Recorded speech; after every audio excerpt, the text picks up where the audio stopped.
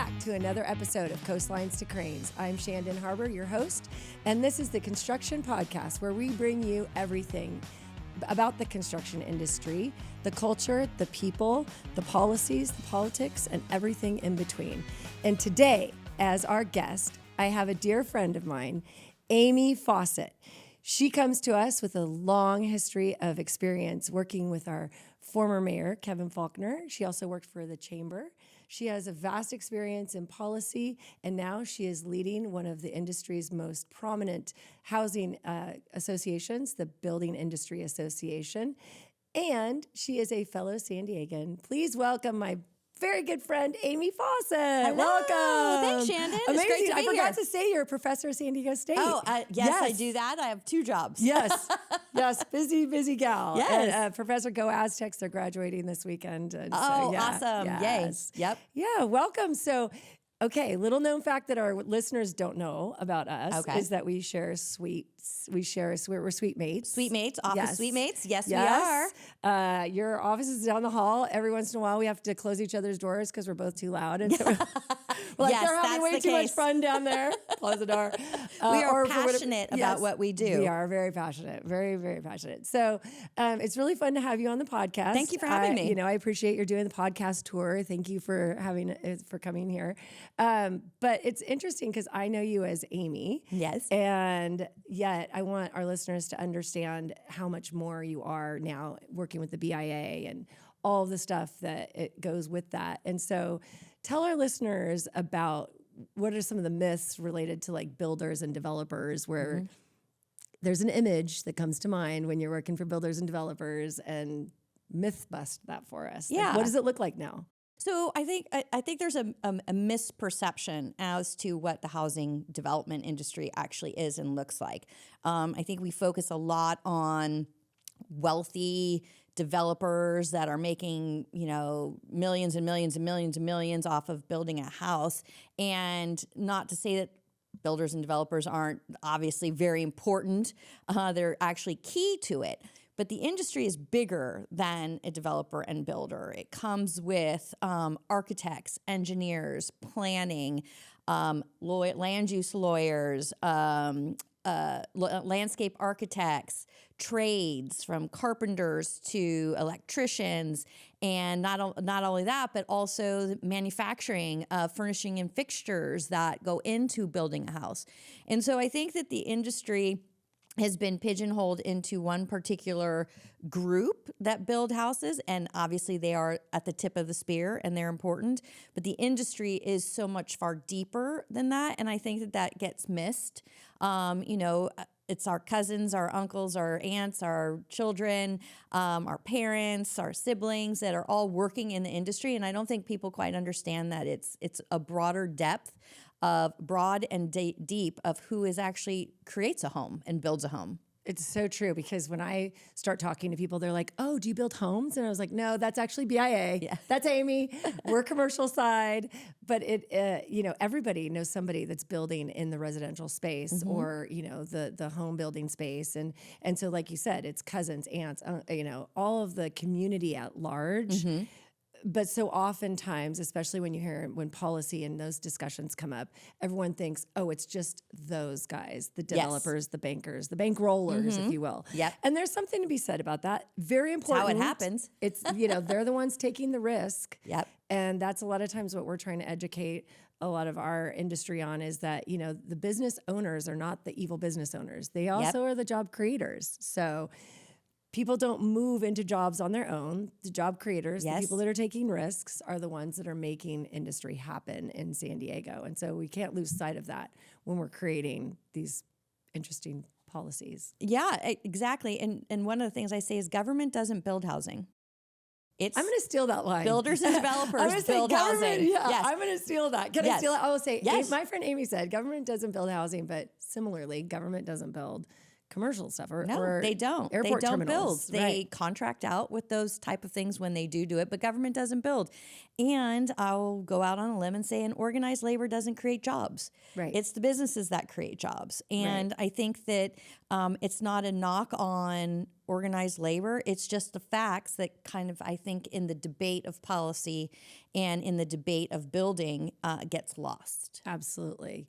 We had our good friend Chris Kate on a former episode, and he was talking about being unapologetically pro-business. Yes. And I think that's part of my fun in having you on the podcast.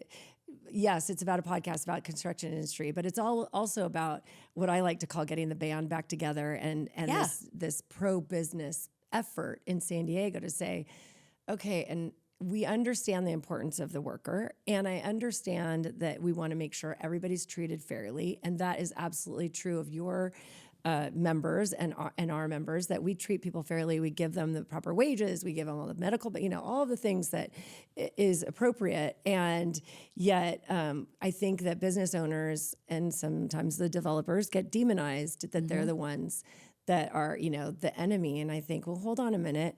We need to be pro-business to move things forward. Like you said, organized labor doesn't create jobs. So, talk to us about how you decided to come back to this role at the BIA and what attracted you to that. Yes. So after working as chief of staff to the mayor, there was a heavy burnout. Right. Yes. Not only is the job just in general high intensity and high anxiety and high stress, but we came off of COVID. So we left office in December of 2020. So I decided, you know what, I think I'm just going to take some time, do some government affairs work. I spent time, one of my clients was the San Diego Working Waterfront, which is another business organization for your listeners that is all the tenants and businesses that operate in the tidelands of San Diego. So I was doing that. And then I thought, you know what, I'm ready to start. I think I'm ready to get back into it, dive right in full time, be a little bit more active and present. Right. And so this job came along and I applied for it. And here I am. Clearly the best for this job. I was like, thank you. We want to make the announcement. And then I found out, I was like, yay. So as Chris Kate says, unapologetically pro-business, I am unapologetically pro-housing. Wow. And whatever it takes to build a house, because people need to be housed. Right. And we just need to do it. Yes. I just wanted to give a nod to the San Diego Working Waterfront. Love those guys. Yes. So all of our friends there in that organization, just a shout out to you guys. But, going back to unapologetically pro-housing, a word for me that I am still trying to wrap my head around, affordability. It's a buzzword. It's in every news article. Every time I look at Cal Matters, affordability. What is that? What does that mean? Is that just a buzzword or what? Help us understand how this all comes into play. I think you said we only have 15 minutes. I know, I don't think we can do it. I think affordability is can the common person who has a job or a family that has two jobs or one job, can they actually afford to pay their bills? Can they pay rent? Can they pay their mortgage? Can they pay utilities, food, gas, just the basics? Yes. I think that's what we talk about in affordability. And I also think that what happens is business gets, it's always pointed at it's business's fault. I like to use the analogy, an example of, what's the per cost of a gallon of gas? Right? Does anybody really know? Like, I think the average person may make the assumption that all that money goes to a gas company. Right? Well, I think if you look at the level of evil fees corporate and gas fuel, guys, exactly, the evil ones, but it's also government tax on layers and layers and layers of fees and taxes. And although government thinks we're going to make the business person pay, they have to absorb costs too, and they have to keep the lights on. So there is going to be a pass on of these fees. And one of the things that we're going to do at the BIA, to take it from a position that our elected officials and our policymakers don't understand, because it's not their job to really, they go from, housing to permitting to parks to libraries to public safety. They're all over the place. So they're the jack of all trades. And I think it's incumbent upon us to really spend time and be patient and walk them through what it looks like to a business's budget. If you adopt this policy, let's do a mock performa.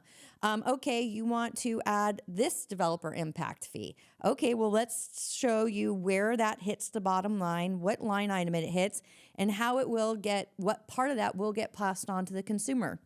And I think we should be doing that with all the industries, different industries, that we help educate them. So when they are, whether they absorb it, because they're not in it every day, so they shouldn't be expected to, but they should have, when they go and adopt a policy or adopt a fee, they're thinking in the back of their mind, oh, wow, how is that going to literally impact that consumer or that business? And it's incumbent upon us to do that education.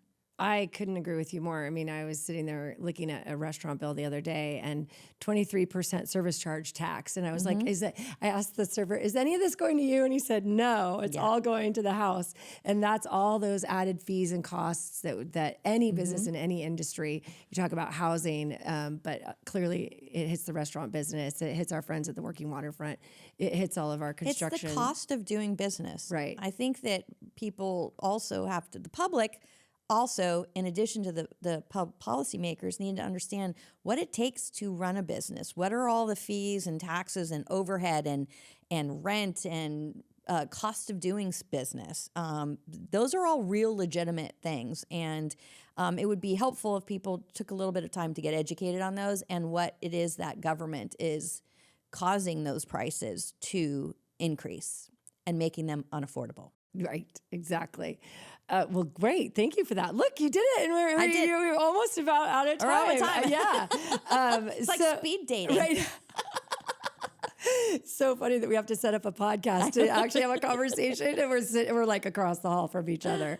But yeah, no, I guess the last little thing is association management, and your role as president and CEO of the BIA, and you were with the chamber before too, right? Yes. So working with members, you had some time to do your government affairs. What's it like coming back to association land? It's interesting because I know this because I'm in the same world, so I'm actually just asking you. It's different. I'm having muscle memory, right, from the chamber, but also at the working waterfront, and spent so many years in government. They are two very different business organizational structures, and so association work is like running a business.